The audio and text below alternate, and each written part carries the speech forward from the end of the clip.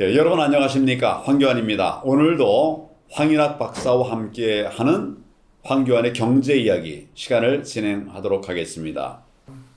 한국 정치인들에게 기회비용이 없다 이런 말씀 정말 공감이 갑니다.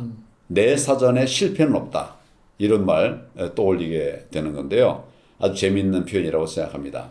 비판적 논조의 말씀이라고 말할 수 있겠죠. 그렇죠. 예. 그리고 그렇다면 기회비용이 뭐길래 여의도 정치 사전에 이게 기회비용이 없다 이렇게 말할 수 있을까?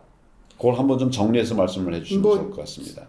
모든 살아있는 생명체는 매 순간 선택을 하거든요. 식물도 선택을 하고 동물도 선택하고 사람도 선택하고 뭐 인생살이 세상만사가 다 선택의 연속인데 그죠? 선택의 연속인데 그 선택의 이면은 내가 다른 선택할 수 있는 여지를 포기했다는 거기 때문에 우리가 포기한 대가가 기회비용이다라고 이해를 하시면 되겠습니다. 뭐 예를 들면 시장 가서 내가 뭐 복숭아를 먹을 거냐, 그쵸. 예, 또는 뭐 사과를 먹을 거냐. 돈은 한정돼 있는데 뭐 그 중에 뭐 하나 사면 나머지를 못 사는 거죠. 네. 이게 기회비용이라고 이런 것도 그렇게 기회비용으로 그렇죠. 이해할 수 있을까요? 그러면 예. 짜장면 먹을 것인가 짬뽕 먹을 것인가 짜장면을 먹자니 짬뽕이 아쉽고 짬뽕을 먹자니 짜장면이 아쉽고 둘 다 선택할 수 없는 그런 측면에서 항상 선택은 포기를 수반하는 비용을 낳게 되고 혹시 맞습니다. 이게 문제는 이 기회비용 개념을 적절하게 이해하고 이걸 감안해서 선택하지 않으면은 의사결정하지 않으면은 잘못된 결정으로 간다는 거예요. 그러니까 지금 말씀 잘하셨고요. 뭐 예를 들어서 이제 둘 다 먹을 수는 없지 않습니까? 네. 뭐 먹을 수 있지만 그러면 이제 저 과식으로 이제 병 나고 뭐 그러는 거죠. 그러고선 이제 재화가 정말 돈이 정말 많이 소비되니까 뭐 이런 부분들도 그래서 저는 이제 기회비용에 기회비용에 대한 이해와 활용이 굉장히 중요하다 이런 생각이 듭니다. 한 가지씩 한번 좀 이야기를 좀 나눠 본다면 개인 차원의 선택과 또 기회비용의 관계를 뭐 구체적인 사례를 가지고 한번 이야기를 한다면 어떤 사례들을 말할 수가 있을까요?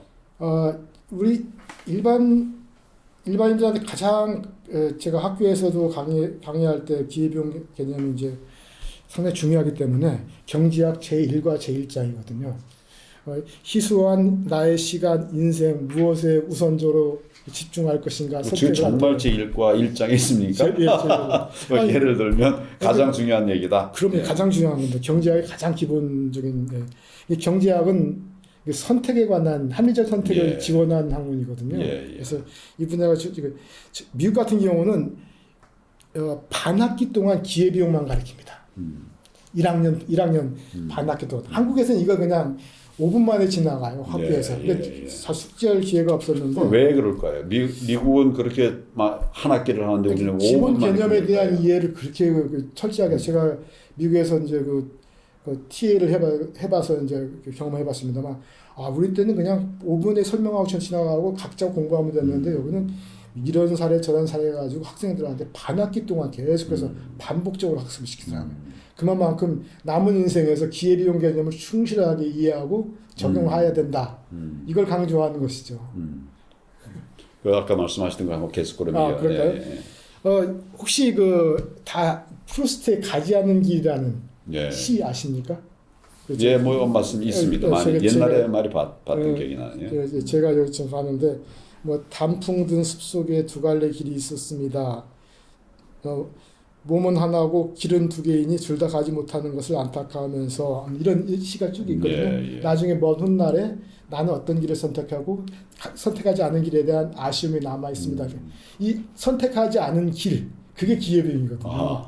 아주 정말 적절한 선택하지 않은 길. 갈 수 있는데 선택하지 않은 길. 혹시 사모님 말고 다른 첫사랑이 있었다면은 첫사랑도 기회비용에 속할 수도 있고. 근데 아쉽게도 저한테는 첫사랑으로 끝사랑이었습니다. 그래서 일반인들도 기회비용 예를 들면서 내가 저축을 한 돈 가지고서 어디 주식에 투자한다. 그래서 저축을 한 돈 1억을 가지고서 1년 동안 주식에 투자했더만 300만 원을 벌었다. 아, 그럼 내 수익률은 3%야. 이렇게 얘기하는 게 보통 생각인데 경제학자는 아니야. 너 그 3% 아니야. 라고 하죠. 경제학적 수익률은 너 1억 원 그냥 은행에 맡겼으면 적어도 3.5% 정도의 이자를 받았을 텐데 그거 포기하고 주식 투자에 300만 원 벌었잖아. 맞아요. 예. 너 손해 본 거야. 이게 이제 기회비용 개념을 잘 모르면은 예. 선택을 엉뚱한 데로 간다는 거죠. 우리 이건 경제학자들의 얘기가 아니라 우리 어떻게 보면 민생의 이야기일 수도 있고 예. 우리 국민들의 삶의 하나의 방향이라고도 말할 수 있을 것 같은데 정말 돈 잘 써야 됩니다. 계속 한번 말씀을 해주시죠. 네, 그래서 우리 이제 개인들 기회 비용은 누구나 선택의 그 분기점에서 매 순간 살아가기 때문에 항상 선택할 때는 기회 비용 개념을 한번 생각해보고 따져보고 하는 게 좋겠다. 근데 돈 쓰는데 뭐 이게 더 나을까 저게 나을까 이런 걸 하다 보면 좀 너무 피곤하지 않습니까 삶이? 적어도 그래도 정부는 해야죠. 국회는 해야죠. 그 말씀이 중요해요. 정부는 해야 된다. 그리고 국회는 해야 된다. 국민들에 대한 봉사다니까. 우리 국민들은 뭐 그렇게 힘들게 할 필요는 없지만 그러나 책임 있는 정부는 해야 된다. 정치는 해야 된다. 근데 지금 정치권이 이런 부분에 대한 검토를 하면서 지금 일을 하고 있습니까? 아까 말씀드린 여의도 정치사전에 기회비용이라는 낱말은 없다. 마치 나폴레옹의 내 사전에 불가능이란 없다처럼 적어도 우리나라 정치인 사전에 기회비용 개념은 없는 것 같습니다. 아이고. 그 점이 가장 걱정스럽고 이번 총선 때 좀 사람들 좀 잘 뽑으면 안 될까요? 잘 뽑아야 될 것 같아요. 외국엔 어떻습니까? 우리나라는 그런데. 외국에는 뭐 재정 준칙이라는 것도 있지 않습니까? 예. 그 입법 영향 평가도 하게 되고요. 미국의 그 의회 활동을 지원하는 또 다른 청들이 있어가지고 그걸 엄밀하게 분석을 하죠. 그래서 말하자면 기회 위험을 최소화한다. 기회 비용이 충분히 감안되는가, 다른 데 써야 될 돈이 허투루 여기 들어오는 거 아닌가 이런 걸 잘 따지는 과정 절차가 있는데 한국은 10명의 국회의원만 모이면 그냥 법 하나 뚝딱 만들어가지고 이게 참 걱정스러운 일이에요. 예. 아니 이제 국회에서 입법하려고 그러면 입법 지원해주는 사무소 있고 그렇지 않습니까? 이거 제대로 된 법을 잘 만들으라고 도와줬더니 아무거나 만들어 놓고 아무거나 만든 것을 합리화하는 입법 지원 이렇게 해서는 정말 안 되는 거죠. 그렇죠. 예. 잘못된 거 합법화해주는 이런 입법 지원 그 아니고 좀 국민 중심의 입법 지원이 필요하다. 국회 사무처 직원들은 국회의원의 직원이 아니죠. 국민의 봉사자죠. 행정부도 기회비용 개념을 좀 감안하지 않거나 제대로 이해하지 못하고 사용한 경우가 꽤 있더라고요. 예를 들면 어떤 것이 있을까요? 제가 예전에 정부 당시 직경부로 했었는데 지식경제부. 거기에 그 자체 규제심사위원을 좀 해본 적이 있습니다. 그때 기억나실지 모르겠습니다만 그때 우리 2008년에 뭐 블랙아웃 전기 대란 나오고 그래가지고 풀비지라고 그래가지고 대통령부터 해가지고 여름에 넥타이 매지 않고 26도 이상 되지 않으면 대형 건물은 에어컨 켜지 말아라 뭐 이렇게 한 적이 있었습니다. 에어컨 못 틀고 그때 선풍기 트느라 고생 많이 했습니다. 그랬을 것 같아요. 26도가 넘지 않으면은 에어컨 못 틀게 하고 그거 어기면 과징금인가 과태료를 매기고 그래가지고 규제를 한 적이 있었는데 그 규제가 저한테 올라왔었어요. 행정부에서 규제를 만드는 규제 영향 평가를 하지 않습니까? 그 규제 영향 평가도 기회 비용을 제대로 감안해서 비용 편입 분석하라는 거거든요. 그걸 지금 잘들 하고 있습니까? 그래서 그게 이제 문제더라고요. 그래서 저도 이제 그때 처음 봤는데 보니까 이게 26도로 이렇게 온도를 통제하고 규제하게 되면 이제 전기 사용량이 줄어들고 그래가지고 이제 에너지 사용이 줄고 전체적으로 편익이 얼마나 나와 있어요. 그러면 규제를 하는 건 하게 되면 또 집행비용 있지 않습니까? 그러면 얼마냐 되면 제로라고 돼 있어요. 그래서 이게 무슨 얘기? 아니 기회비용이라는 게 있는데 제로가 어딨냐? 세상 공짜가 어딨냐? 했더니만 우리 공무원이 하는 게 아니라 에너지 관리 공단에 직원들 시켜가지고 건물 돌아다니면서 온도를 체크하는 데서. 그래서 비용이 안 든다. 아니 그 당신 예산이 안 된다는 뜻이 국민 경제적 비용. 그분들은 그럼 다른 일 할 일이 없어가지고 이게 굉장히 중요한 것 같아요. 그러니까 공공 업무에 종사하는 사람들이 내 돈 안 든다고 돈 안 쓰는 게 아니고 누군가 쓰게 된다면 결과적으로는 전체적으로 국부에 손실이 생기는 거 아니겠어요? 네. 또 다른 측면이죠. 그러니까 내 돈, 그러니까 정치인들 내 돈 아니고 국가 세금 쓴다고 생각하니까 기회비용을 따지지 않는 것이고. 근데 그 세금이 누가 낸 겁니까? 네. 그리고 그 세금이 결국 누가 낸 거예요? 국민들 다 부담해야 되는 그러니까 것도 국민들 낸 걸 갖고서 쓰면서 정부 돈이니까 뭐 내 책임 아니다 이렇게 하는 거 이거 정말 잘못된 것 같아요. 그러니까 생산적으로 사용할 수 있는 그 기회를 잃었기 때문에 예. 또 피해가 생기는 것이고요. 예, 맞습니다. 비용이 생기는 피해가 있고 그래서 이중삼중으로 피해가 생기기 때문에 이것도 또 다른 의미의 경제학적 의미의 범죄 행위에 속하거든요. 예, 범죄 행위라고 보였습니다. 경제학적 의미에서요. 예. 그래서 아까 제가 이제 그 범죄적 행위라 이렇게 말씀드렸는데 네. 범죄 행위라고 해도 될 것 같아요. 어떻게 보면 국민들을 위하는 것이 정치고 국민들을 위하는 것이 정부 아니겠습니까? 그래서 공복이라는 말도 나오는 거고. 근데 그런 생각하지 않고 그냥 내 편한 대로 내 판단 그냥 쉬운 대로 이렇게 하는 건 정말 잘못된 일이라고 생각합니다. 아까 말씀 계속해서.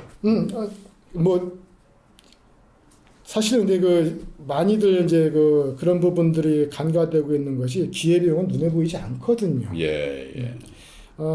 경제학자들 사이에서 오래된 그 논쟁 중에 하나가 있습니다. 뭐 일반인도 비슷할 텐데요. 19세기에 뭐 프랑스 경제학자가 제기한 하나의 아이디어인데, 자, 우리 집안의 가장이 돈을 좀 모아가지고 자기 구두를 하나 좀 새 구두를 사시려고 했어요. 근데 아들 녀석이 집에서 공 차고 놀다가 유리창을 이렇게 깨뜨렸습니다. 그래서 몰래 저축한 돈 가지고 구두 사기 위해서 저축한 돈을 가지고 유리창을 끼웠거든요. 예. 그러니까 그 새 구두를 못 사시는 것 때문에 아쉬워가지고 다른 친구한테 아들 녀석 때문에 내가 헌 구두 계속 신어야 된다고 투덜투덜했더니만 그 친구가 이제 위로해 준다고 뭐 이렇게 너무 나쁘게만 생각하지 말고 아들 덕분에 또 유리창 장사가 돈 벌었으니까 맞아요. 사회적으로는 좋은 일 한 게 아니냐 그렇게 생각하시라. 그런 이제 우화를 하나 제시를 하는데 이 여기에는 굉장히 중요한 오류가 있습니다. 어떤 오류가 있습니까? 이 위로한 친구는 자 아들이 유리창을 깬 건 사회적으로 바람직한 행위를 했다고 얘기를 하는 거예요. 결국 사회적으로 좋아지지 않았냐? 유리창 돈 벌지 않느냐? 그런데 경제학자가 볼 때는 그러면 눈에 보이지 않는 게 있어요. 구두 장사는 새 구두를 하나 팔 기회가 사라진 거예요. 그게 기회비용이거든요. 그래서 눈에 보이지 않는 비용을 감안하지 않고 눈에 보이기만 한 저 유리창 하나 더 팔았다는 것만 생각한 거예요. 이 포인트가 굉장히 중요한 것 같아요. 그래서 정부가 새로운 사업을 할 때 새로운 사업한 것만 자랑하지 그 사업 때문에 포기한 더 긴박하고 더 중요한 사업을 사람들이 생각을 하지 않아요. 눈에 보이지 않는다고. 요거를 이제 국민들도 생각해야 되지만 저는 사실 이제 정부나 정치 영역에서도 뭐 어떻게 보면 이런 개념에 관해서도 책임감을 가져야 될 것 같아요. 그래서 눈에 보이는 것과 눈에 보이지 않는 것, 눈에 보이는 것이 전부가 아니고 눈에 보이지 않는 것까지 감안해가지고 슬기롭게 국민을 위하여, 국가를 위하여 이렇게 예비 타당성 제소를 통해 가지고 예산을 좀 효율적으로 사용하라라고 하는 제도를 자꾸 우회하는 것이 당연히 경제학적 관점에서는 걱정될 수밖에 없죠.